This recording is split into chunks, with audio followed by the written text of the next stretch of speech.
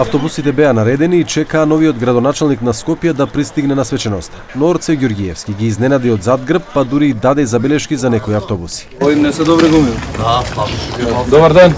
Од понеделник ќе бидат активирани уште 55 автобуси од приватните превозници на линиите во Скопје.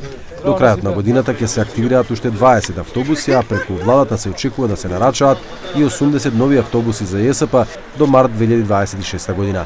Ова се трите чекори на градоначалникот по средбата што денес ја имаше со тројца приватни превозници. Доека нема автобуси да стигнат до работните места, доека децата ни мрзнеа по автобуските станици изминативе години, некој на тоа дебело заработувал и се офајдувал изминативе години. И тука треба одговорност да има. Представник на приватните превозници изјави дека долгот на градот кон нив изнесува околу 180 милиони денари. Тие заедно со новото раководство на ЈСП ќе работат на реорганизација на автобуските линии. Приватните превозници се многу важен дел од јавниот превоз во градот Скопје, тоа се гледа. Значи во изминатиот период работевме сериозно на обнова на возниот парк, имаме еколошки автобуси, можеме сериозно да одговориме на потребите на граѓаните.